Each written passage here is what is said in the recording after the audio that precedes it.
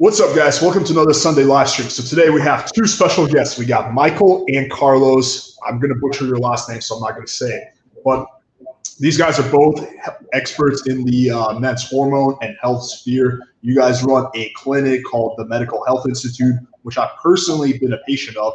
I can say does a great job and is truly professional. So I wanted to have both of you guys on to just answer questions, anything related to, but not including, men's health, hormones, optimizing your performance, and just how all that ties into picking up girls. So we're just going to just answer questions, anything and everything that you guys have, and then we'll just go there. So let's first give these guys a chance to pop on. I think most of my audience isn't used to doing a live stream at 8 p.m.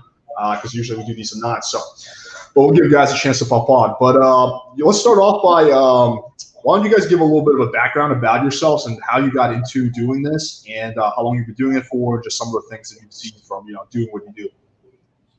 Go for it. Dude, sorry, I've already Hey, man. My name is Carlos. Nice to meet you guys. I think that it all started from a very personal standpoint. I think, whoever's listening to now who's met Michael before has heard sort of the story. At 22, he dealt with serious ED issues. So you could just imagine what it must be like at 22 when you're supposed to be at the top of your game, right? And just there's something that doesn't work. You got fear of performance, et cetera, et cetera. So obviously that affects your self-esteem. And so I think it was Michael's behemoth effort into fixing his problem, which, he ended up fixing it and he figured out what was going on. And it was, years of going to doctors and doing blood and what, trying to figure out what was going on. And it was that personal journey and fixing that was kind of like the brainchild to this company. Obviously all the information and we figured out that he wasn't alone, that there was a lot of guys that were dealing with the same issue, have dealt with the same issue. And it's an issue that comes later on in life if you haven't experienced that. So, I think that was the beginning of the journey that made us realize that we weren't alone and that we could actually help people. And so that's how it all began. And then it transformed into obviously just the broader spectrum of health and why these things happen in the first place. And so it opened up a whole world to optimization and health that we weren't aware of. Yeah, man. Let me just jump in on one of these points. So what exactly was the issue? Like, what did it turn out to be? So it was adrenal fatigue. We went over this last time. I'll touch it real quick. It was my doctor was prescribing a lot of Adderall, and I'm sure in your community Adderall is used because it keeps you up and it keeps you going. But let's say I was taking 40 to 60 milligrams a day. And I was drinking half a bottle of whiskey to go to bed because my brain, I couldn't turn off. That stuff will keep you wired. And I took it for many years, and it just got to a point that it completely caused adrenal fatigue, where my glands were just running on fumes, and I just started to experience severe ED issues, where it was something very difficult to communicate. Obviously, at 22, how do you tell your friends that you're experiencing some type of ED when you're talking about tits and asses and, how much of a proud alpha we are, and I'm here thinking of how am I going to fix this issue? So it became this discreet, incognito, let's just say, dirty little secret that I was keeping to myself, where if I didn't have a Viagra or a Cialis in my small pocket of my jeans, when I would go out, there was just no way I was even going to try to go there. Maybe I would have tried getting a number, picking up a girl, but trying to have sex was definitely not on my menu, because I had experienced not once, not twice, but several times where, the girl was ready and there was no performance out there. So and then it just becomes like a vicious cycle, right? Because you can't get hard, so then you're paranoid about it, which creates extra anxiety. So it's like a chicken and egg type of thing. So what ends up happening, I know it clearly, when you're not performing, you're there, you have the girl, you worked your ass off to get that girl, and you finally have her in bed, and you have the opportunity, and there's just no reaction. Obviously, that leads to self-esteem issue where you start doubting yourself and you start putting pressure on yourself to the point that, you know, I just felt like there was no possibility for me to go there unless I had this pill. It became such a crutch in my mind where my self-esteem, with it, I was King Kong. Without it, I was a little chimpanzee, you know? It's just a whole different story. So I think it becomes, if you don't fix the issue quickly, which is about 19 million men in the United States have ED, and that goes without saying, you know, the people that weren't willing to say the truth or weren't willing to get into the study. I think there's a lot more, especially with today's epidemic. But again, it becomes a psychological thing that if you don't fix quickly, it does affect you psychologically, where I had to, the way I got rid of it mentally was, you know, evidence. I started waking up with erections every day. You know, I started having spontaneous erections. Obviously, even then, before going with a girl, I still had that doubt behind my mind. So as you said, that vicious cycle, yes, it is so vicious that you are so traumatized by the experience that when you're going to bed with a girl, instead of being in the moment and just being spontaneous, you're thinking, am I going to get a hard on? All your effort is on that area. So you're not really present, if you get what I mean. And all that stress is what causes you not to get an erection.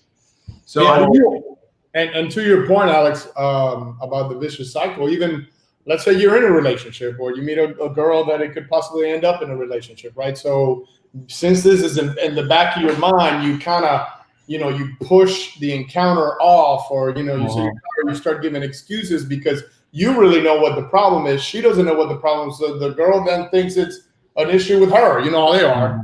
And you could, you know, potentially miss out on a beautiful experience or a cool experience because if you're dealing with this issue. Right. And I think to add to on, you know, obviously the nightlife is filled with drugs and uppers because sometimes we're tired and we need to do something to keep ourselves on our A game.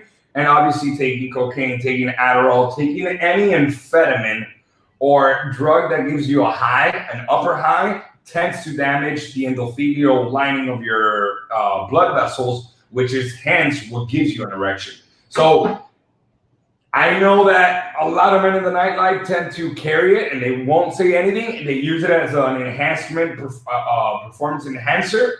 But then the problem doing that, you start to become dependent of it. So our goal is for you not have to use it or do other things. Like we're big on prescribing microdoses of daily Cialis. I take it. I take 2.5 milligrams every day. We prescribe all the way to 10 milligrams a day. Because see it like getting a massage to the endothelial lining. The endothelial system is what constricts and dilates your blood vessels. So imagine keeping the endothelial lining of the blood vessels constantly relaxed. So if you're constantly dilated, it means that you can get an erection very easy. Microcirculation for working out is great, so you recover a lot easier. It's great for your heart. It's great for your brain. It's great for your lungs. But that's a little biohack that we use, and it's clinically proven that it's healthy. But you take it on a daily basis. Therefore, it's not like you're just taking a specific moment. Rather, you're relying on your optimization for you to get that erection. And for men to know, by the end of the day, the reason why we test blood in the morning is because when is your sex drive and hormones levels usually the highest? In the morning. By the end of the day, around like 6 to 7 p.m., your testosterone has slashed by 50%. Now, consider somebody on drugs or partying at 3 in the morning with 5 drinks in his body. You know, what type of performance could you expect? It's not that you have a problem, it's that you're putting your body under a lot of stress. And that can cause you ED. So it's not necessarily that most people have ED, it's that it becomes a psychological thing. And you got to be very careful with that. Yeah, and you know, to add to that, I think that just carrying around a pill in order to make you better, it's kind of like a crutch, right? So on top of the what he was referring, the microdosing of Cialis, something that I've done personally that I didn't, you know, luckily I've never had an issue there, like never. But we're talking about optimization, and we're talking, you know, age makes a difference. As we age, so things happen. So in terms of trying things that will give you that confidence, I tried something called Gainswave, which now they have the rocket, right? It's called the rocket. which is shockwave therapy. It's acoustical sound waves, right? And I tried it. I did, I think it was 7 sessions. And man, I can tell you something. First of all, not only are erections better, like all the way, even though I never had a problem there, but more importantly for me, the stamina.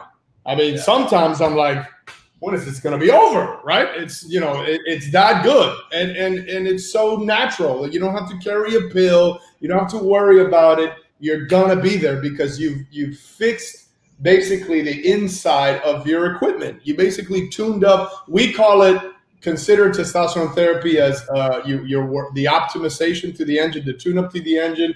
We call gains wave the master oil change to your penis because it really is just like fine tuning it, man. And your stamina is out of control. So I personally recommend it if you have a place near you that carries it. I would strongly recommend it. Right. There's so many things you guys said that I want to expand on, but let's first jump into, so what specifically did you do, Michael, to fix the problem? So what was it? What was the vein? Explain the. So there's venous leakage where the veins at the base of your penis are a little too big for your penis. It tends to happen to guys.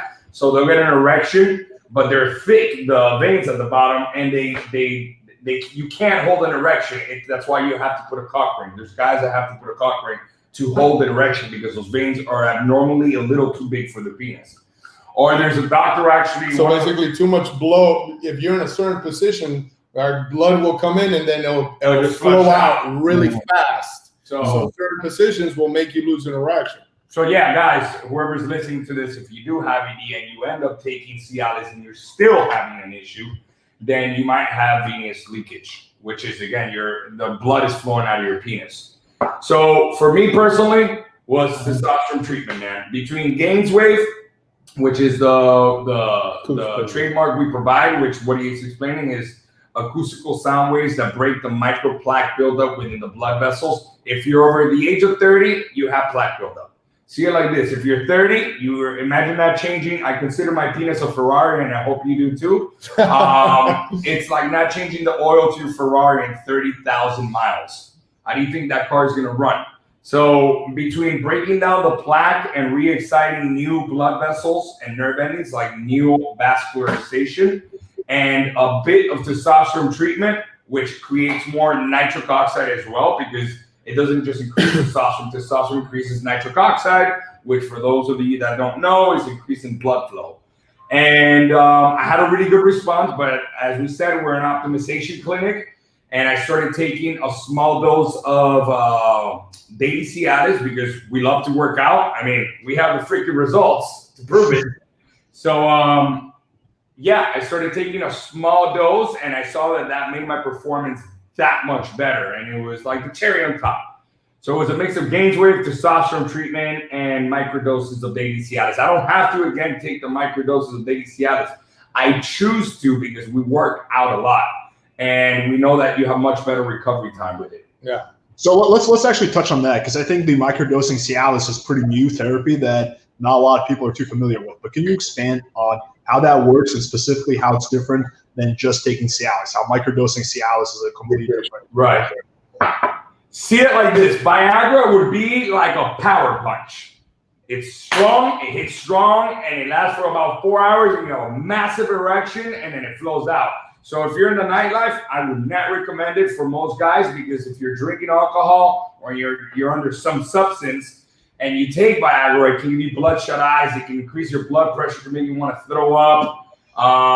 It has a couple side effects, especially if you're taking like 100 milligrams. I would not recommend you to take 100 milligrams. And the other thing is that, if you're going to take it, you better know you're going to get late. Like it has to be, you got that on lockdown.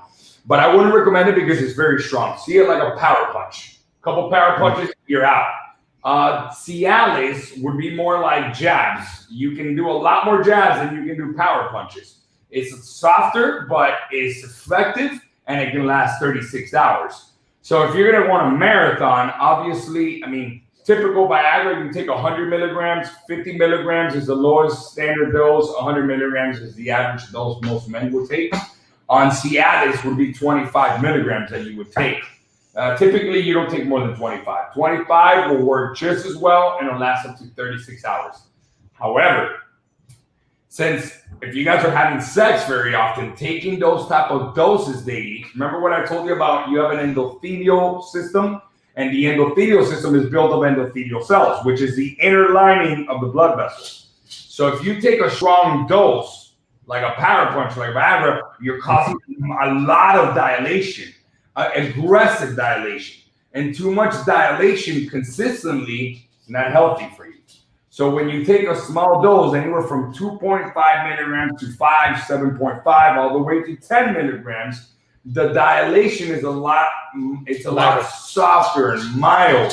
And it's clinically shown, you can look over online, it's clinically showing taking small daily doses of Cialis is extremely healthy for your body, especially as you hit 35 and plus. Because it's not just to get an erection. Like people think it's just for an erection. It's great for heart function. It's great for micro blood flow to the muscle when you tear when you cause micro tears from lifting weights.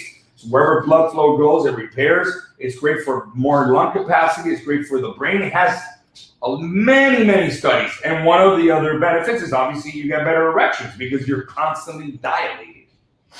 Very interesting. Do you think it helps you heal faster? Absolutely, as I said, where blood flow goes, it heals. So bodybuilders will drop 50 milligrams of Viagra before a workout or before getting on stage. That's why they look so vascular, because they're pumping their bodies and they're working out, so they want to make themselves as vascular as possible. It's like putting nitro into your car. You know, using it is going to make your car that much faster, but keep doing it long enough, you're going to blow a gasket. You're going to blow the engine. Right. So that's the way you got to see it. It's not bad if you're using it recreationally here and there and you're not abusing other substances. But if you're under the influence or under heavy drugs and taking that on a regular basis, not so healthy for your heart, buddy. Gotcha. Now let's slightly change gears a little bit. Let's touch on peptides. So we talked about TRT. Obviously, we covered that extensively in the first live stream we did. If you guys haven't seen that, highly recommend you check that out. We touched on the gains wave, which I actually personally did a session of at your clinic, and I was definitely you finally did it, so you took advantage of it. Okay. Yeah, no, it was interesting. What's it called? I think it's one of those things you have to do multiple sessions with, right? Because I got effects for a few days, but I would say like they tapered out. Like I definitely noticed something for like, I would say 3 to 6 days or something like that, and then it kind of tapered out. So you have to do it multiple times to see sustained effect, right? Yeah. So wait, let me give you to that. And what we have guys that come in and before they go on a Vegas trip on a Friday, they'll come and they'll do a session before their trip because it excites these blood vessels. So the reason why you want to do it on a consecutive twice a week minimum is because you have natural growth factors like platelet-derived growth factors, transformative growth factors, endothelial growth factors, which simultaneously release into the penis. And just like testosterone, it peaks and it lasts about 36 to 72 hours. These natural growth factors. So as long as these growth factors in your penis, they're repairing, they're breaking plaque, they're regenerating all the nerve endings. So you have a lot more sensitivity, not that you're going to have premature ejaculation, but it does give you that natural Viagra boost. We have guys that do that. Yeah, and the clinical data behind the device, because by the way, we're not, this is proprietary technology. We didn't invent this. We didn't try to reinvent the wheel on something. We just used therapies that are effective because really we're results oriented.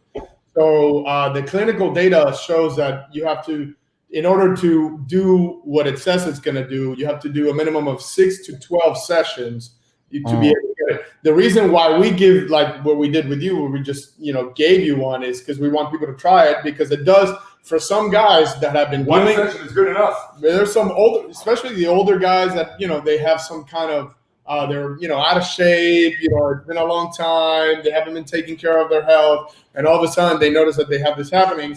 They come into the clinic, they do it, and they call us and they say, "Hey, man, I want to do some more of that because that actually worked. I've tried everything, nothing worked, and that worked and moved the needle."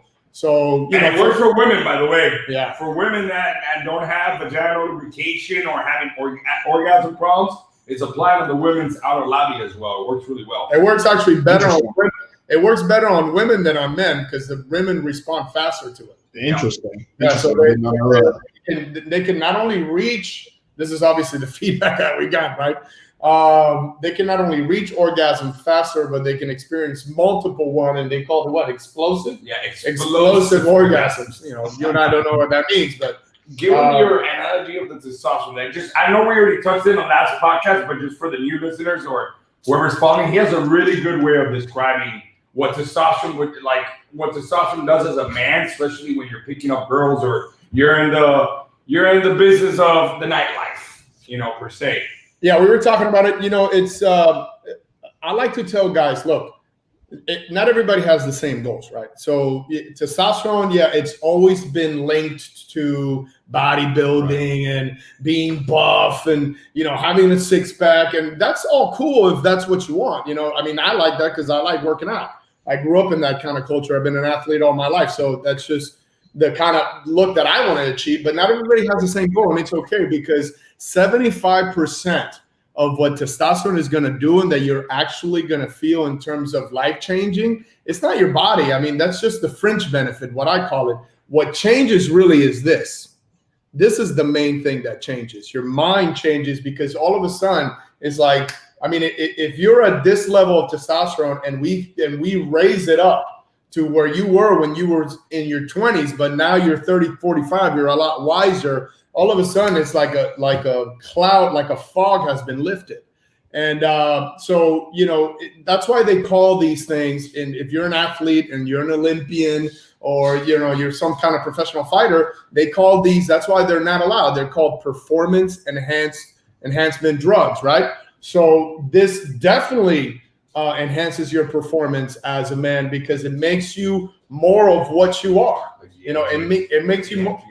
Huh? To the AMG analogy. The what? The AMG. The AMG. You're taking the term mentally. Oh yeah. So like in terms, so with all that, obviously comes self-confidence. You know, you're more aware of who you are. You're more connected to yourself because again, the physiological effect, the cognitive effect, gives you that sense of confidence. I mean, even from a physiological perspective, in the sense that if you look at my before and after pictures, even my posture changed just because of the mind. And so the way that I like to think about it, it's kind of like when you're not on testosterone, it's like taking a 45-degree turn on a Jeep, right? You're kind of like, oh shit, am I going to be able to take it? Being on testosterone is taking that same turn on an SL63 AMG where the car is saying, come on, pussy, give me more, right? That's kind of like the whole energy that you get behind testosterone. But like I said, results, by the way, it's more a cognitive factor. That's his results. Damn.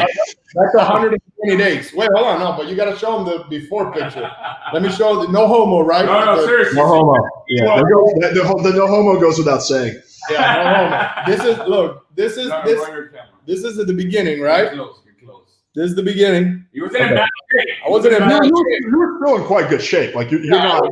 Yeah. Your before is most of the guys after. Right. This is 90 days. Different, right? And this is purely TRT. There was no like different training methods or something like that. This is what I was talking about, Alex. Look at the posture. Hold on a second. Sorry. Look at the posture of my back. Shit. Hold on a second. I can't get it right. Can you guys see it? You can see it? Get closer though. Okay, so that's the posture, right? Before, and now let's go to after. Shit. No, bro, just put it right in the middle of the camera. Right there. Big difference, right? And this is purely testosterone. There was no like different training methodology, no different diet. Oh, dude. It was just this, and this is what 140 some days. Yeah, man.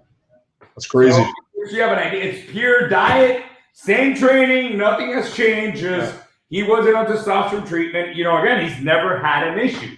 I had an issue. That's why I got on since I was 30 years of age. He got on basically at 40. You know? I got on at 39. I mean, my levels were okay. My free testosterone was shit, to be honest. But I felt good. You know, I've always been driven, so I felt good. But like I said, so, you know, and I never, you know, I was confident, I was driven, you know, so I was doing good, I thought. But then I noticed the difference. And the difference. Let me ask this question. So if you're doing testosterone replacement, TRT, under the supervision of a qualified doctor, is there any downsides at all? Is there any what? Downsides. Is there any downsides if you're doing TRT under the supervision of a doctor? No, actually, there's no downside, and everything is on the upside, and I'll tell you why. Because and I'll tell you this, I can't tell you how many calls we get a day. Even the ones that hurt the most are the young guys, because I get guys in 23, 25. These guys have everything in their body that they need at that time. There's no, unless you have some like real bad deficiency, really what we try to do is work with what you already have, because you should have everything at that age. Right. But when these kids or even older guys, when they start to mess around with the locker room gear, right?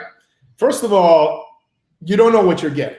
That's first and foremost. You don't know where it's made. You don't know how it's made. Who handled it? Has it been exposed to heat? Where has it been? You have no idea. That's number one. Number two, if you don't look at your blood work, meaning if you don't look at your biochemistry first in form of a lab with somebody that understands what these panels mean and what the impact is, because there's a lot of interrelated parts when you do testosterone. I mean, you're playing with your hormonal balance. It's serious. So if you don't know where you are, you don't have a roadmap as to where to go. So you have to know where you are first, so that you know what to deal with. And a lot of the answers, you can't deal with everything at once. You have to, focus on this problem. Let's attack that, fix that. Okay, now let's move on to this. So you definitely want to be under the supervision of a doctor and someone that knows what they're doing, because you can have a doctor. There's many doctors. And unfortunately, we get that call every single day from guys that have been on therapy with a doctor that this wasn't his expertise, it wasn't his passion, and so therefore he tailored a really cookie cutter, one size fits all. There is no one size fits all. But these guys were doing one size fits all therapy programs, giving them what they call complementary medication that really just makes the clinic's process simpler, but not necessarily your health, especially your longevity, any better. Right. So he's talking about anastrozole. Anastrozole, you know at least. Yeah, a lot of clinics will prescribe estrogen blocker. Estrogen blockers, yeah. So that's a good thing that you touched on that. So that's a big issue, right? Like it was for a while, it was a common train of thought that if you're doing TRT, you need to block estrogen, and now all the latest research shows that's pure nonsense, and you should not use estrogen blockers. So a lot of young guys, they get fucked up by that, right? Because they get brittle bones and they have all these issues. They would not have to use estrogen blockers. Big time. Yep. Big time. That's a very the first thing that goes is your libido. You need estrogen. It's neuroprotective for your brain. It's incredibly healthy for your bones. Bodybuilders, whenever they do a DEXA scan of bone density, they have the bone density of a 90-year-old. Damn. It destroys bone density. It destroys cardiovascular health, specifically heart cells. It destroys your libido, reproductive system. I mean, look, testosterone goes up, estrogen through the aromatase enzyme pathway goes up with it. It's natural to have a higher level. Is that most people think, and trust me, I was stuck on this idea as well from all the studies that you need to maintain estrogen between 20 to 30 picograms per deciliter, and I would manipulate it as much as I can until I started to read in the literature, new literature that came out that has proven that no, it's preposterous. If testosterone goes up, you need to let estrogen come up with it. But how is it going up? So for example, I'm not going to get into details, but if you're injecting testosterone once a week and you have the gyno gene, which is about 60% of the population has it, we both have it. So we don't take an estrogen blocker, but we both have the gene. We both have felt sensitivity. I've had it 4 times and I've broken it down until I found what works for me. And just so you guys know, if you ever have it, you can break it down as long as you take care of it on a fashionable manner. So if you inject 200 milligrams of testosterone, that's a standard dose. Most people will do. Just one big dose and you have the gyno gene, your estrogen is going to shoot up and it's going to aromatize, and then you're going to start to build female tissue around your nipples. So that's why people experience gyno. But if you have the gyno gene like ours, like us, Most people don't know that we don't make estrogen nor dihydrotestosterone. These are hormones that we don't produce, in other words, in our glands. They're fractional breakdowns of testosterone through the aromatase enzyme conversion into estrogen, or through the interstitial 5-alpha reductive enzyme that converts testosterone into DHT. So what happens? If you have the gyno gene and you inject once a week, you get it. Oh, testosterone is not for me. It gives you this thing in your nipples. No. What happens is that if you want to avoid taking an estrogen blocker, which is what clinics don't do, again, they'll just give it to you because it's an easy patch on the problem. Meaning it's an easy fix for the clinic, meaning patching up the problem, but not necessarily healthy for you. So the way we have fixed this issue is you reduce the dose, increase the frequency. So for example, we do 60 milligrams 3 times a week, Monday, Wednesday, Friday. In total, I'm getting 180, but instead of having one big spike, we're having smaller spikes, and we're not having a peak and a trough. We're staying at the peak, dropping a little bit and going right back to the peak. So it's mimicking your natural hormonal circadian rhythm, and that's how you avoid taking it. Yeah. We've gotten over 600 patients, which is more than 80% of our practice, off of the estrogen blocker. Trust me, it's more money for us. But we said that's unethical, that's wrong. Let's get them, let's titrate them off. And we have gotten them off. So you have an idea. There's no need for it when you do it correctly. Nice, good stuff. So I want to follow up with, before we jump into people's questions. So for a guy who's thinking like, okay, I don't know if my health is good, like what blood work do you recommend for the average guy to get on a yearly basis? Well, most clinics will only test for CBC, which is complete blood count, which only tests for infection in your blood and if you're anemic or if you have leukemia. Comprehensive metabolic panel, which tests for glucose and kidney and liver function and electrolyte balance. Lipids, which don't say much, they're just reading the surface of your cholesterol and HDL and LDL, and they'll test for total testosterone and free testosterone. Most doctors that we've seen, which is scary, will leave the PSA out, which is your prostate. I'm not going to get into that, but if there's an issue in your prostate and giving testosterone without doing it correctly, it can exacerbate the issue. Hence why you first do blood work and measure certain factors to see if you have a green light. Because if there was an underlying condition, you can still be treated. It just becomes more delicate. So we test for 52 different markers. CBC, CMP, lipid, total, and free testosterone. IGF-1, which is your growth hormone. LH, FSH, which make testosterone and sperm count, and androgen-binding proteins, which is to check your fertility function to see if you have hypogonadism, like primary or secondary or third. We measure vitamin D, which has over 1,000 physiological functions in your body. We measure magnesium, which has over 800 enzymatic functions in your body. We measure uric acid. We measure ferritin. We measure cortisol, homocysteine levels. I mean, there's a lot of panels we test for. But your average, over 54 panels. Your average that you find in clinics is CBC, CMP, lipid, testosterone, and PSA. That's all you get. And so, Alex, to your point about would I do this with a doctor? Not only should you do it with a doctor, but you should do it with a doctor who has been his specialty for at least a decade. But it's just like anything. If I go to the gym and I hire a trainer, and that trainer is worse off than I am, like I'm not gonna hire that guy, right? So you need a guy who loves this stuff. So I always use this analogy. You can be the best criminal attorney in the world, but if I come to you with a corporate law case, you're gonna be a fish out of water.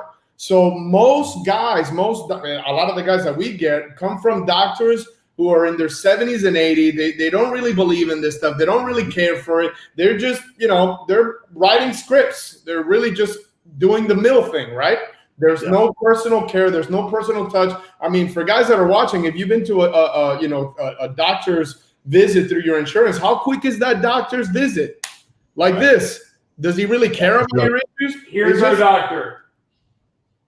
He's on TRT. That was at 42, 50, and 50 something. But look at him.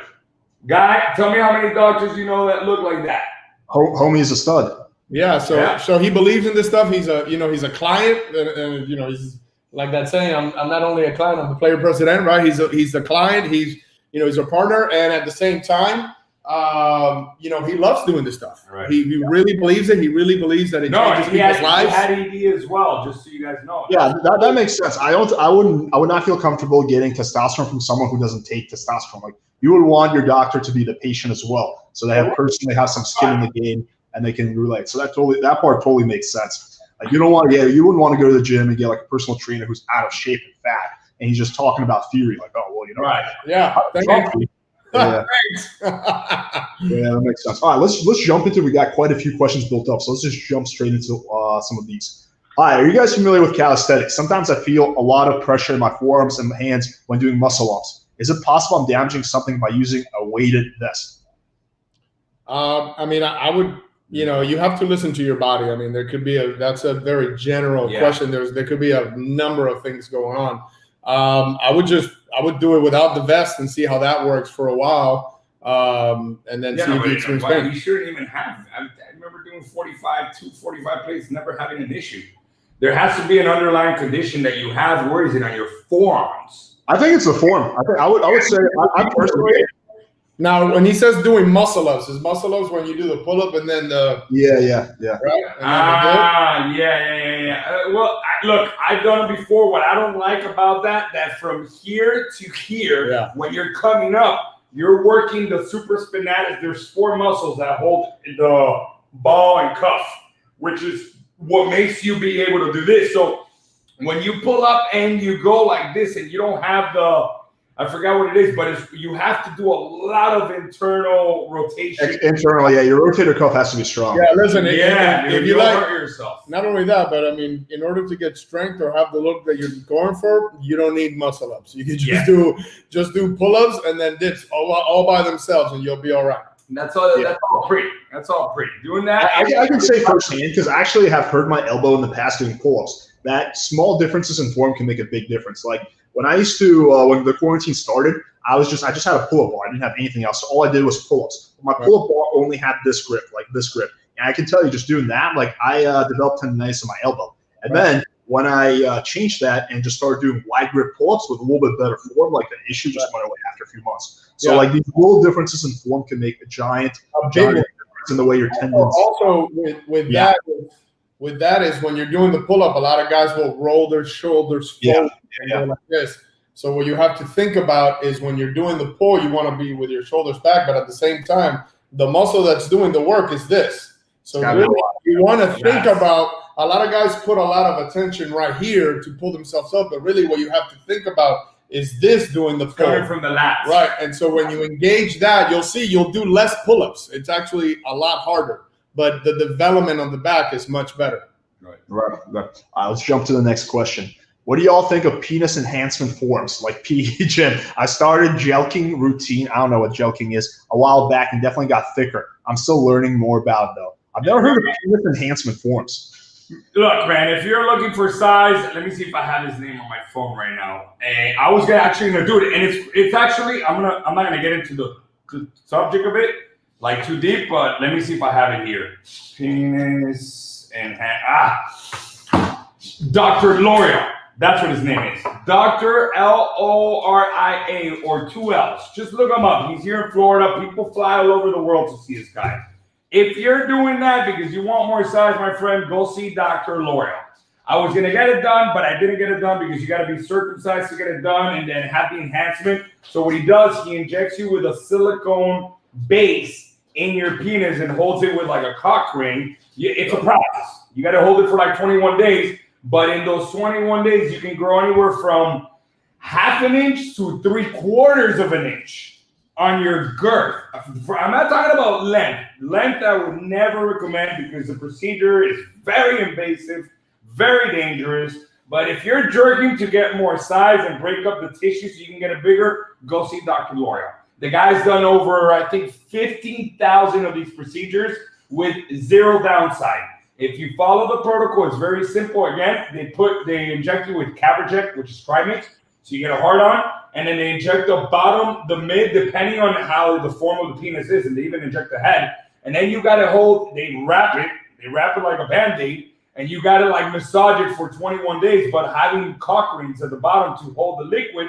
And what the liquid becomes, it rebuilds actual penile tissue where you don't lose any sensitivity, you don't damage any nerve endings, and you can gain. I've seen a penis, not only one, of several patients that have gone that came in. No, I was intrigued. I had to see it because we done games with. Dude, I'm not bullshitting. The guy came in with a finger, literally like this, and came back, and it was a cucumber.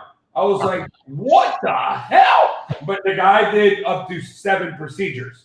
Like every time you can gain a quarter to like 3/4. Everybody's different.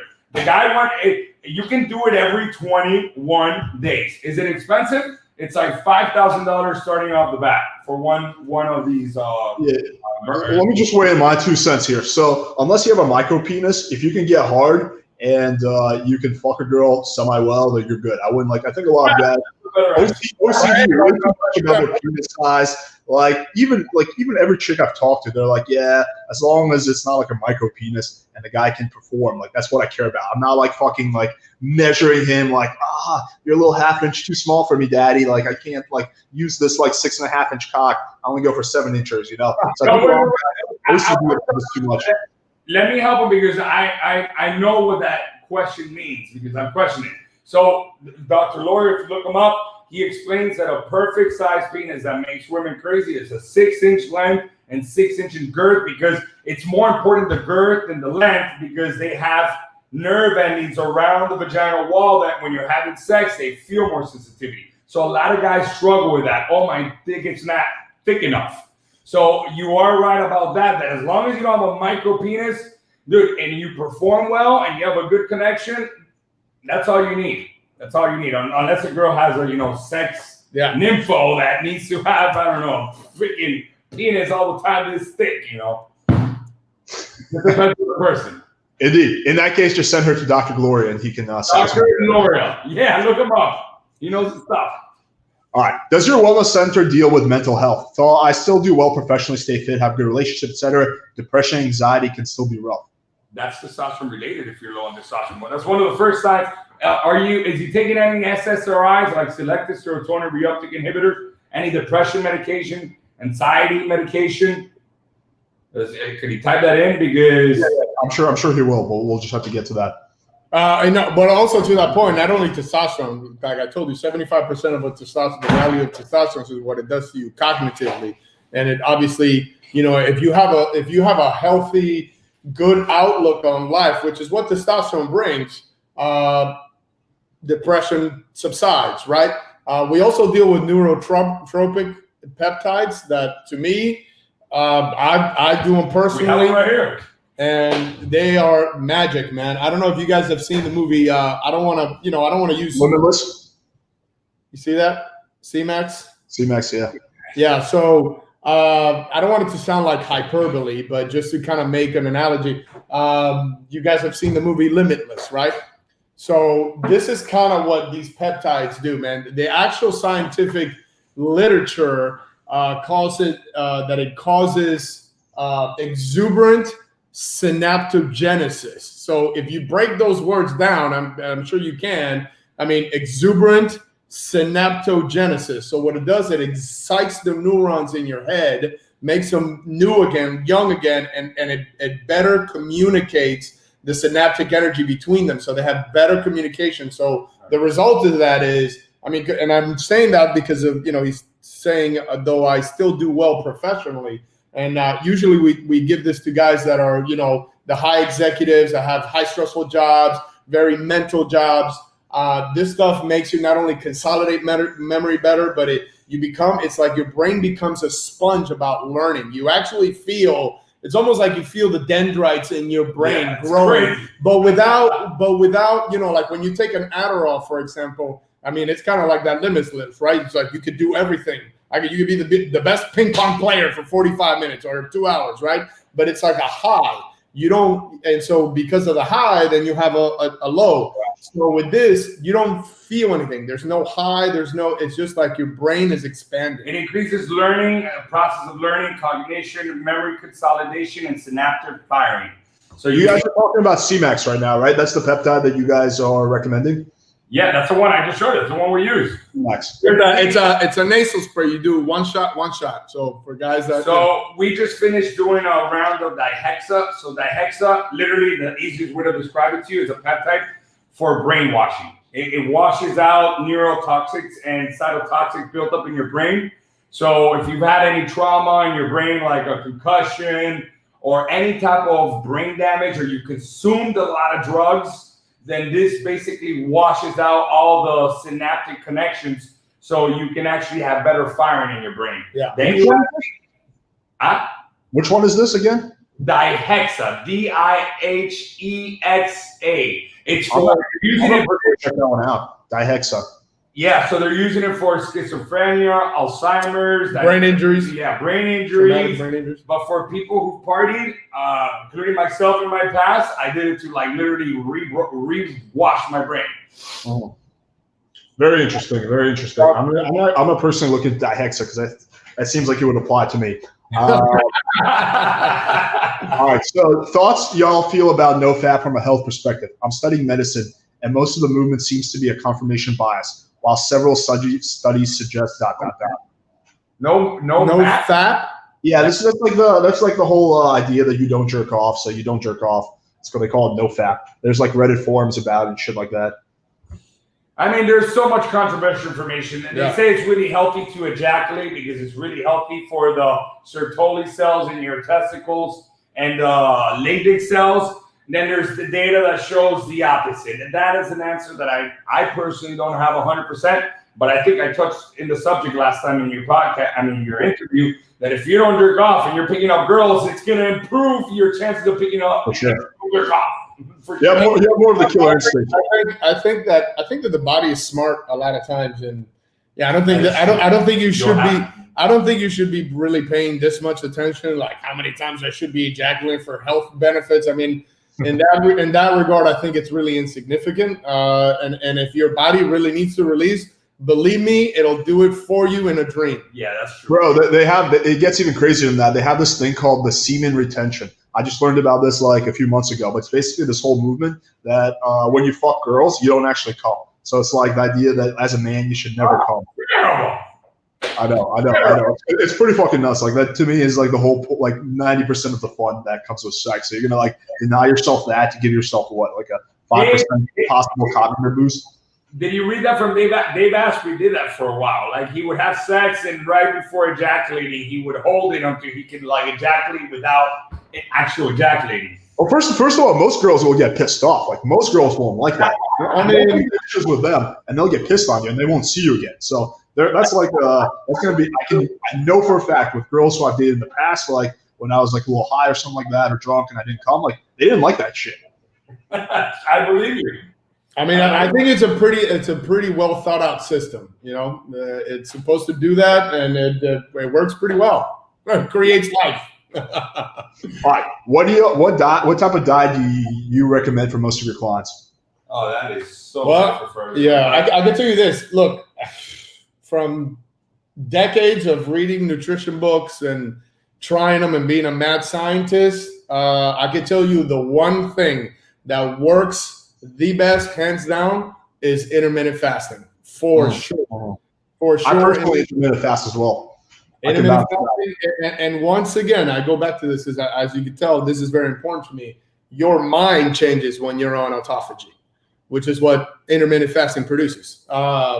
So from a fitness perspective, from a cognitive perspective, from an energy perspective, because then not only do you get into intermittent fasting, but also sort of like a ketogenic paleo diet where you minimize drastically the intake of carbs, you know, and think about it from this perspective. Very simple, because when I say that, people are like, oh yeah, well, that's easy to say. Well, think about it this way. I mean, we have essential fatty acids, which are fats, and then we have essential amino acids, which are the building blocks of protein. We do not have essential carbs. So essentially, we don't need them. Right. Now, are they helpful? Is eating vegetables good? Do they help for energy? Can they help for muscle building because of the glycogen? Yes. But everything to a minimum. I typically stay under 50 grams of carbs a day. With intermittent fasting, I have a high protein, high fat diet. or moderate fat, I should say. And then, you know, I'll have every now and then on the weekends, I'll binge on something for one day. And that, you know, that's also for your brain to kind of break out of the monotony of certain diets, because it could create that. But also the diet is also related to the person's lifestyle, blood type. There's so many factors that, you know, what's good for him might be really bad for me. Yeah, for sure.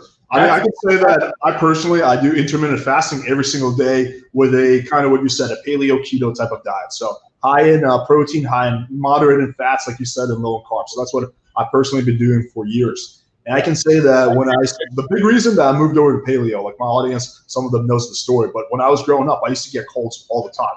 It was to the point where I thought I had AIDS because I was always fucking sick. At the age of 21, I drove myself to like a free men's clinic and got an HIV test. I remember like the nurse was like, okay, how many sexual partners have you had? And I was like 21. I was like, I don't know, like 5 or 6. She's like, okay, how many of them have been men? I'm like, what? 0. She's like, come on, we don't judge here. I was like, no, like I don't fuck guys. And she's like, well, then why are you getting an HIV test? Like, you don't do IV drugs. You're straight. Like, why do you think you have AIDS? I'm like, well, because I get sick a lot. I don't know. Like, that's what I thought. So that's how often I used to get cold. And then, then I read somewhere in a random blog about a story about a guy who switched from a regular diet to paleo diet, and he stopped getting sick. And I shit you not, I switched to paleo, pretty much completely stopped getting sick. Then I switched back to regular diet, started getting sick again. And then around 23, 24, I permanently moved to a paleo diet. I almost never get sick. Like right now, for example, I got COVID, right? Like I told my audience this, like I didn't get a fever. I didn't get any serious symptoms, right? Like over here, no antibodies and got no symptoms. Nothing. You know, I think a huge part of that is just the diet. Like, So, you know, totally. I mean, the diet, and also in terms of getting sick, yes, the diet does help, also with testosterone to fight off the cytokine response, which is what makes you sick. So, so most people don't know that when you get COVID, it's called a cytokine storm, which are inflammatory protein agents that your body releases. And if you have comorbidities like pre-diabetic, mitochondrial dysfunction, cardiovascular disease, and you're old age and you're not producing enough lymphocytes or T cytotoxic cells, what happens is it's kind of like a category 5 hurricane coming through and not having category 5 impact windows. Don't expect the windows to hold up if you don't have the right amount of antioxidants like vitamin C, D. I sent you the protocol. You have it. You can share it with your group if you want. Vitamin C, D, zinc, and B complex. And then we use a peptide very effectively called thymosin alpha-1, which what it does, it induces the thymus gland to release T lymphocytes, which are your front line of defense to fight off pathogens like bacteria and viruses. So while you raise your T cell production and you increase the threshold capacity of these antioxidants, when the virus does hit you, you have a much higher probability of nothing happening to you. Yeah. Rather than sitting there with a fear, releasing cortisol, which we know it suppresses your immune system, poor lymphocyte production, poor minerals and antioxidant production because you're consuming it through the cortisol, and then you're freaking out. And whatever the mind focuses on is going to create. Right. And also, you know, in terms of the diet, to your point, you know, you got to remember 60% of your brain is fat. So when you teach your body and you train your body to use fat as a fuel source, not only does your fitness change, but your mind changes, because now you're giving it high octane fuel right to the brain. Yeah, the brain cells like to run more on ketones than they do on sugar. Right. For sure. And sugar. So, you know, a lot of guys come to us and they're trying to lose weight, and they're trying. And the thing is the insulin. So in terms of the diet, guys, what I do that I'm a freak about is sugar. Sugar is the poison of the modern era. And because everything, this is the hard part, everything on the processed foods, a lot of it turns into sugar. Even a lot of healthy food has artificial sugar in it. Even whey protein. So what I do, you know, because this stuff can be taxing. You know, you got to think about it. You know, you got to look at, you know, you got to look at percentages and count how many grams and all that stuff. So what I really like to focus on is I like to look at ingredients, and what I like to stay away from is added sugars, like the included. If it's a natural sugar and it's low, it's okay. But if it says added sugars or like the third ingredient is sugar, I definitely don't buy it. Because sometimes the first ingredient is sugar. Second, third ingredient is sugar. Yeah, and then you get into like the other stuff. Yeah, no, the first 3 ingredients used in a product is usually 85 to 95% of the net weight of that product. Everything else is in small doses. Yeah. So sugar, stay away from sugar. And what we're doing eventually, we'll take you into this, Alex. We're using the Freestyle Liberate. It's called Freestyle Liberate for diabetics. It's a little needle, like a little sticky-on circle that you put into your muscle. We don't have it on right now, but we've been testing it out. We're trying to find a new one because we sweat so much when we work out, it keeps falling out. And it's supposed to be My girlfriend has it on right now. Yeah, she has it right now. So eventually, you can bring her up eventually at the answer. You can see it. So what we're trying to do is form a graph of telling people, I don't give a shit what you eat. As long as your sugar levels do not increase more than 140. Right. So if I eat a chocolate cheesecake and my sugar levels shoot to 280, maybe next time you need to have a quarter of that cheesecake. So in other words, you learn to understand the spikes of sugar in your body because the numbers don't lie. And it's a monitor that you have in your skin, and you have a little thing that you go, and you scan it and you see your sugar levels. So you see them before a workout, while working out, while you're stressed, 2 hours before a meal, 1 hour before a meal. So you're doing this whole graph to find exactly where you should be in order to be on the fat burning mode. So for example, when you find a device that you think works well, let me know because I want to get that as well. That sounds pretty. And it'll be easy for you to cut the fat because if your if your sugar levels is 80 and below, you're in fat burning mode. 85 and below, you're in fat burning mode. But for example, I didn't know this. This is new data. When you go work out, your sugar levels go up. I guess because of the epinephrine and the adrenaline being rushed, that your sugar levels come up and eventually they come down. So it's very interesting to see the fluctuation of how your body responds. Yeah, I want to touch on this real quick. I'm going to share a personal story. So kind of goes back to what you were saying earlier, Carlos, how different bodies respond to different diets. So I personally tried the carnivore diet for 6 months, and I committed myself to it. And so this is what I found interesting. When I was on the carnivore diet, I think my mood was at an all-time high. Like I definitely felt better. But the downside for me was I've been getting my blood work done every 6 months, and my baseline sugar levels were like always a tad on the high side. They're like 99, 100, 105, but they weren't like it wasn't pre-diabetic levels. Then I did the carnivore diet 3 months in. My blood sugar levels hit 125, 130. Like I entered pre-diabetic territory. And the way my doctor explained to me was that basically all the protein was just kind of hurting my liver, right? Because I wasn't doing any fats or anything like that. Yeah. And that was basically causing me not to metabolize sugar. So even though I was eating zero sugar at all, my blood sugar was actually much higher. Then when I went back to paleo diet, I just got my blood work back a week ago. My blood sugar is now 99. So I think but I know some people personally respond really well to the carnivore diet. And to address that, and that's super interesting. But a lot of people don't understand because you get a lot of guys, I got to have 200 grams of protein. First of all, your body, there's a limit that your body can process at a time, number one. Number two, you got to think that 35%, I don't care what protein it is, 35% of it off the top, you have to take it off because that much is going to be used up in the mechanism of metabolizing that protein, breaking that protein down. So immediately you're losing 35% of that protein.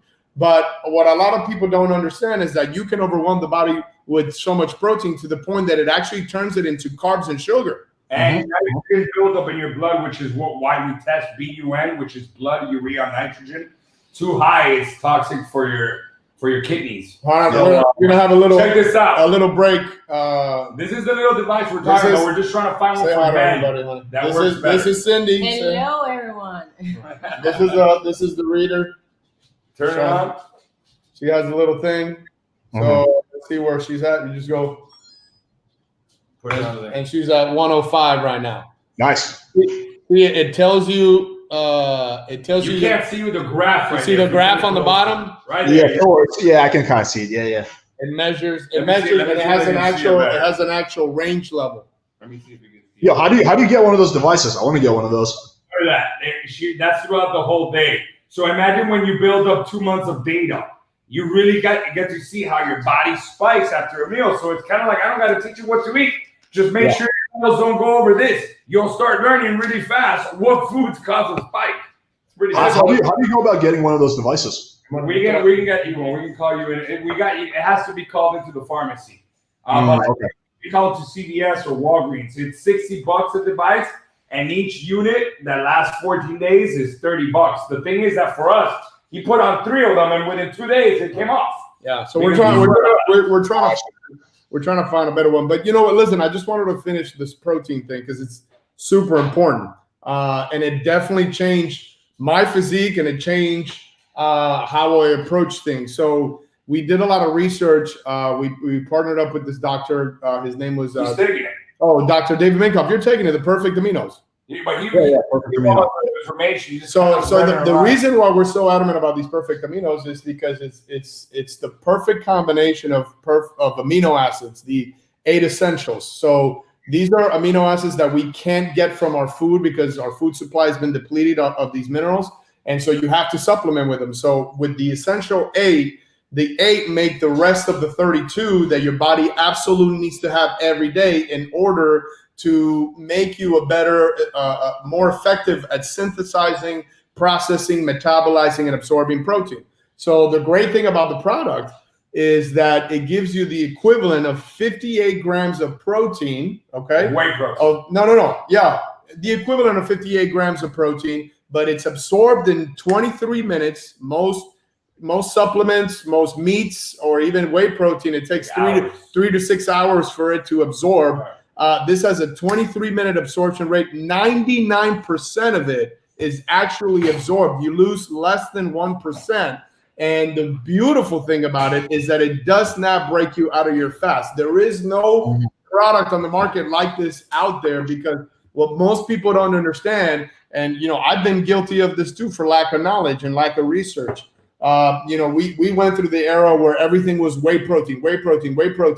But what people don't understand with whey protein is that you only absorb 17% of it. So to give you some perspective, if you grab a scoop of whey protein that says, 1 scoop is equivalent to 40 grams, and you take it and you're absorbing 20%, which is more than what you're actually absorbing, you get what? 8 grams, which is pathetic to say the least. If you're taking 40 grams. Right. And whey protein doesn't sit well with everyone. Like me personally, I don't do whey protein because it gives me makes my stomach upset.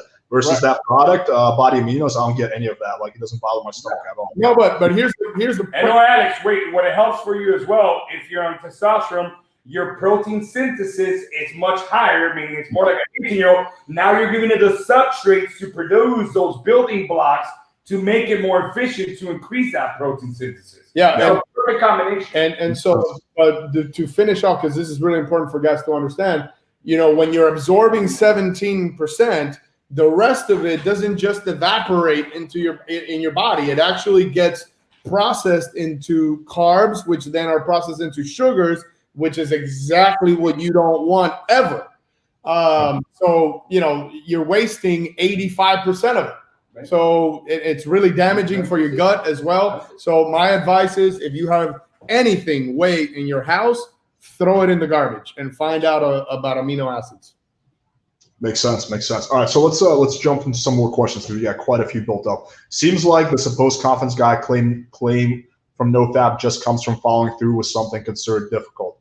So he's basically talking about how like a lot of the guys who are swearing by NoFap that they're getting results simply because they're just because they have the discipline to do NoFap, they have the discipline to do difficult things. So that kind of makes sense to me.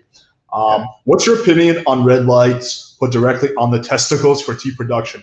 Anecdotally, it's helped me, but wonder if there's science behind it. This is all you guys. I don't really know much about lights on the testicles. What an uncomfortable procedure to be. How long are you sitting there doing that? I mean, look, I really don't know. I don't have any data. I haven't looked at. I'm usually the science guy that looks at all the data. I haven't seen anything in regards to that. But if you're doing that to increase your T production, buddy, if you're over the age of 30, I'm telling you, or if you're 25 and up, you can take something like N-clomiphene, which you're going to get 10 times better results than sitting there with a light to try to stimulate more production. Your mom comes in. Hey, honey, I want to see what you want for dinner. Mom! You got like a red light on your dick. She's like, damn, what kind of kinky shit are you millennials into nowadays? She's like, shit. Back in the 60s, we didn't have to put fucking red lights on our dicks. Thoughts on using penis weights? Apparently some guys have had great results using it for overall penis health. Penis weights like what? Like you curl these things with your penis? Like, I'm not really sure, man. Yeah, I've never put a weight on my penis. if you have that much control, you don't need anything, man. You're good. Yeah, seems like it's fairly unpleasant.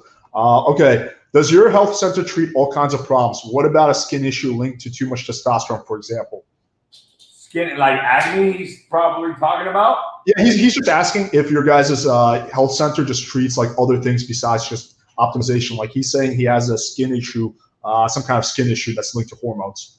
Well, if it was related to hormones, like Miguel said, he's probably either referring to acne or maybe some irritation. Like for example, there's certain testosterone or psoriasis, but psoriasis is not produced by testosterone. Psoriasis is born.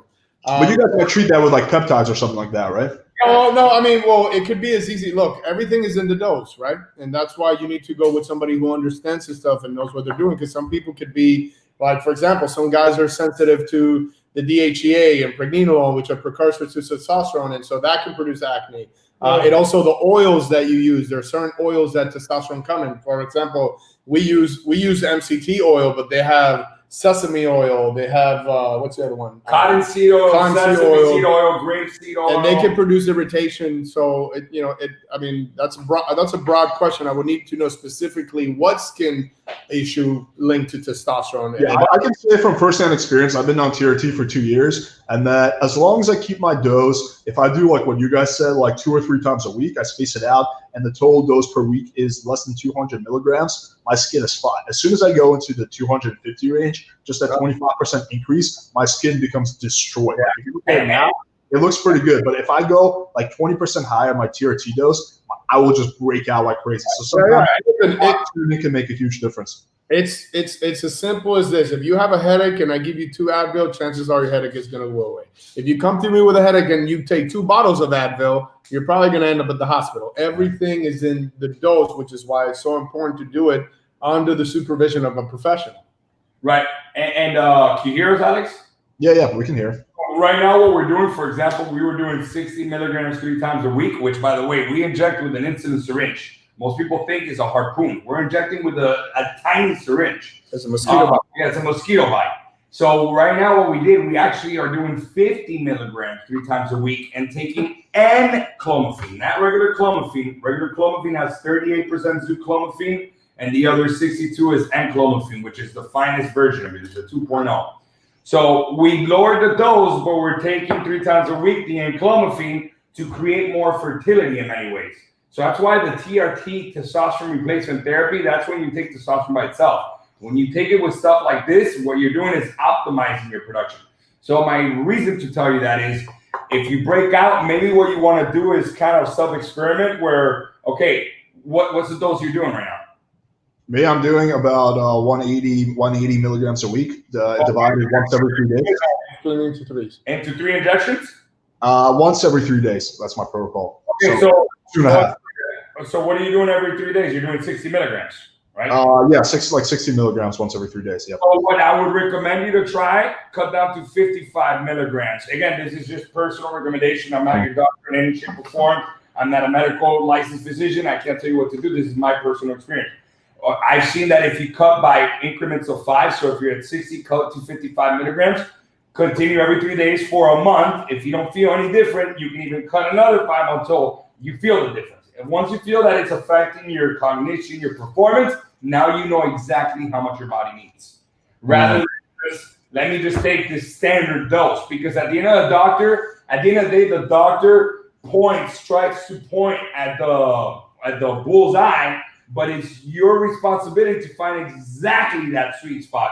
And the only way you're going to do that is by reducing your dose. Yeah. But be consistent. Like, don't reduce it and a week later change it. Stick to it for a month so you can actually feel the effects. Okay? Makes sense. Let's jump to the next question. Is six-pack mostly diet? Is it possible to work on six-pack while bulking? Oof. Well, that goes back to the old saying, a six-pack is created in the kitchen. In the kitchen, yeah, absolutely. Definitely. I mean, there was times where I spent a year without doing abs. I still had abs because I stayed lean, and it was because of my diet. So, bulking and burning fat, that's the ultimate, conundrum. No, right? yeah, no. The only way you can do that, you have to be on some steroids, massive steroids, and you can achieve it. Like taking Winstrol at the same time of taking testosterone with like Nandrolone Decanate or Equipose. I mean, I would never touch that stuff, so I would never recommend it. You can't really do that. You're either bulking or you're either cutting.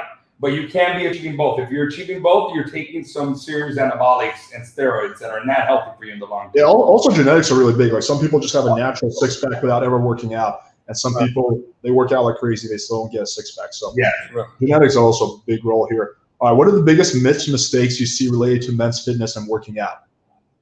Biggest mistake you see related to men's fitness and work: overtraining.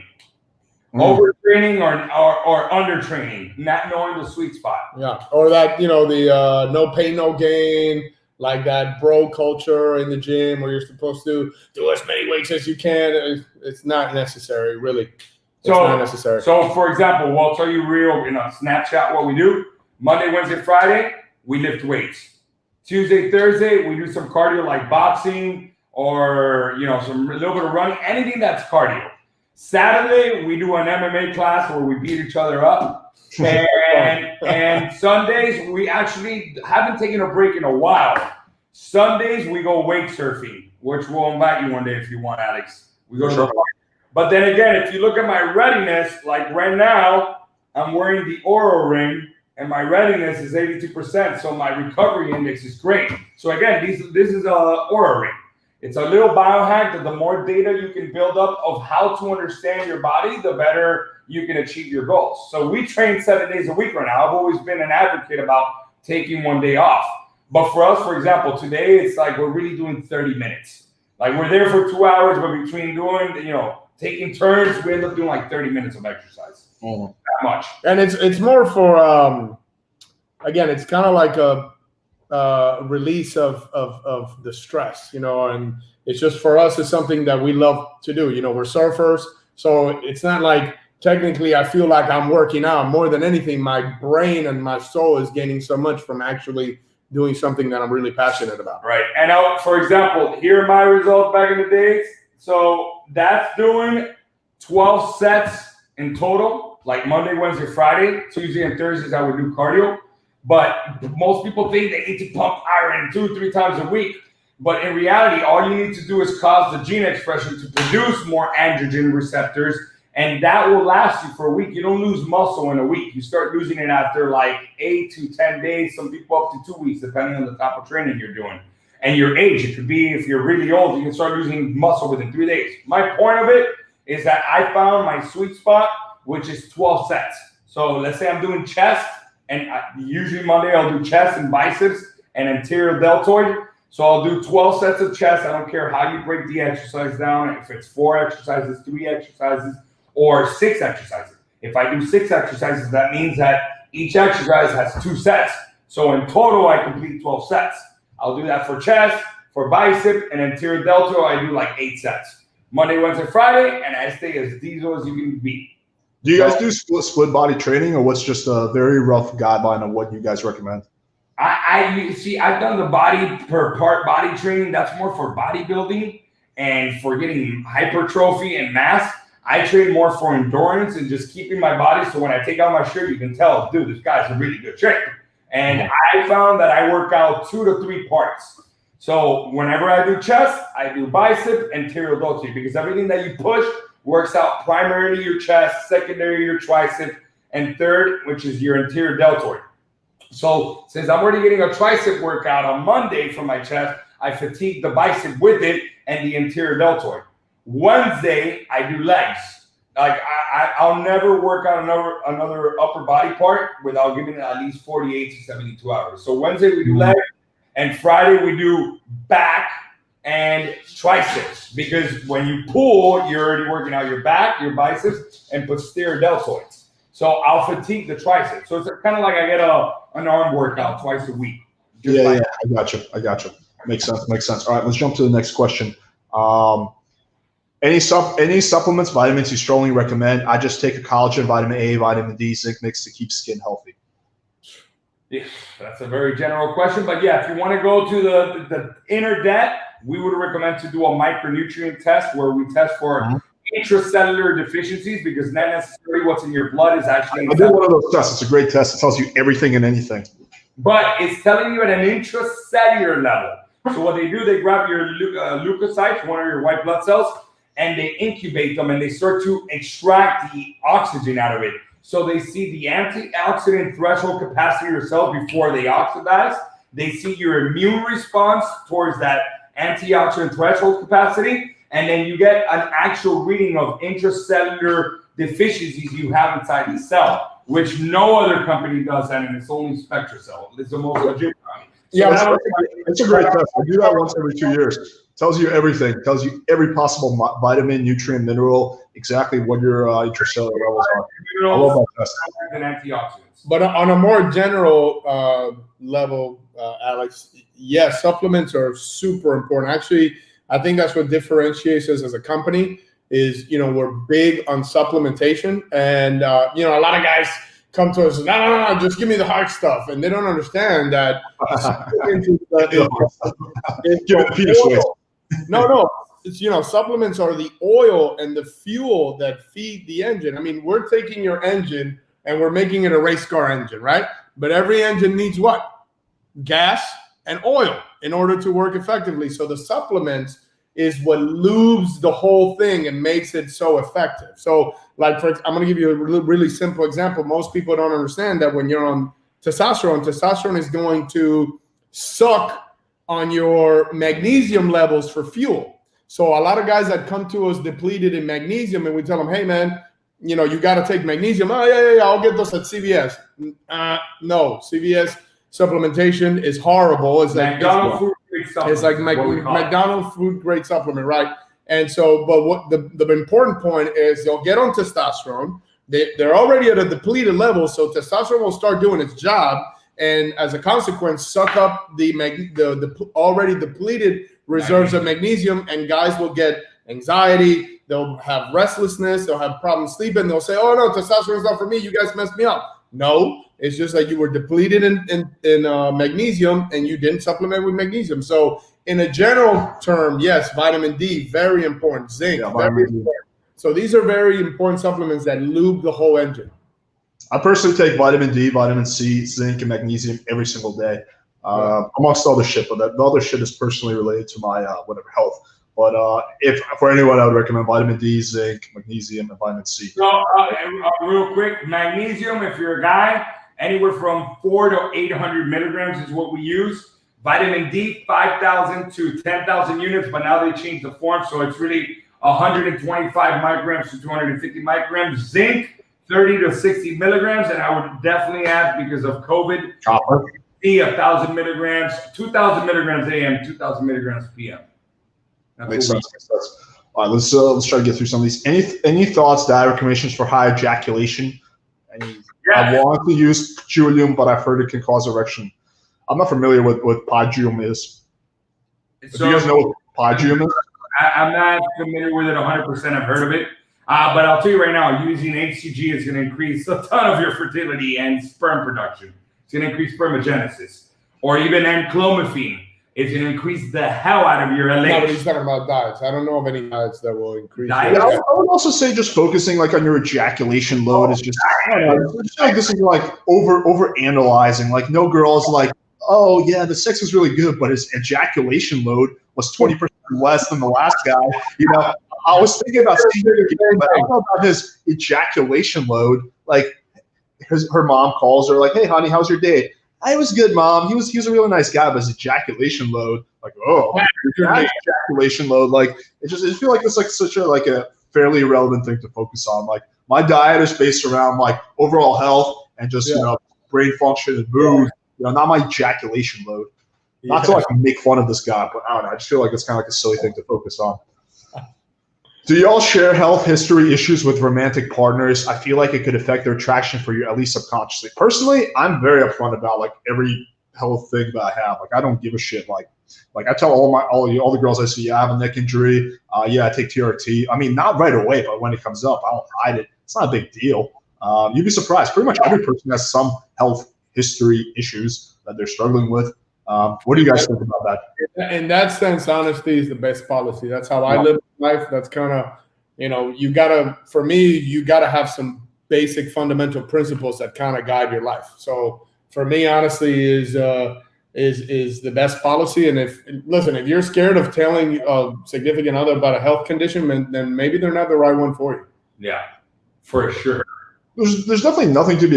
Unless you have like AIDS or something, in which case you're legally bound to tell them. But Alex, not too bad. There's nothing to be embarrassed about.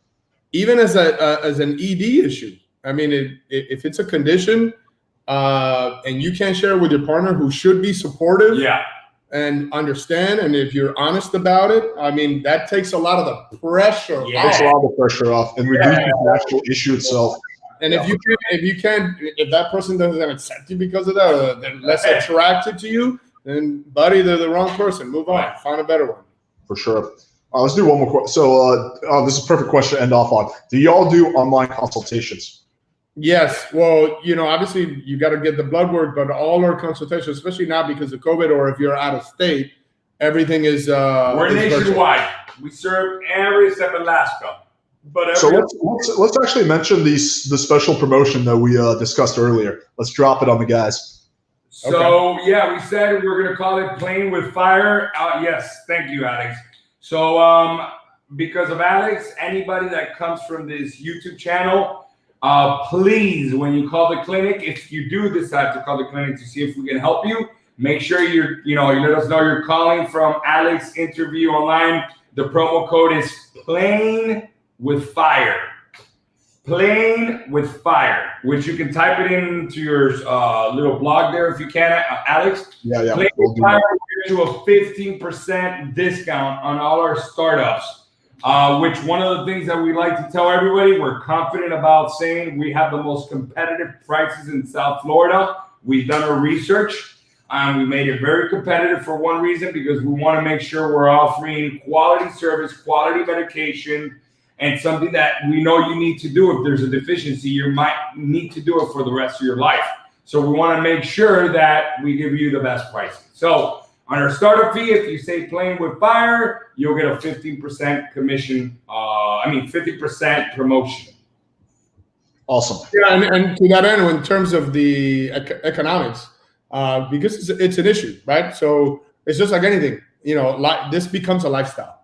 I mean, if you're in your mid-30s and you come to us with, 400 total testosterone, 500 total testosterone, or even 700 total testosterone, and your free testosterone is at 6, newsflash, there is nothing you're going to be able to do in order to raise those levels up naturally. You're going to have to supplement with testosterone. So the reason why I say that is because now here we go into a maintenance issue, right? And we understand that. So we have basically engineered our business model. That's why a lot of the things we do virtual. We don't have this big, sleek, 40,000 square foot, facility for what? We're doing it. Everything is virtual. We send, the pharmacy sends you everything in a FedEx package.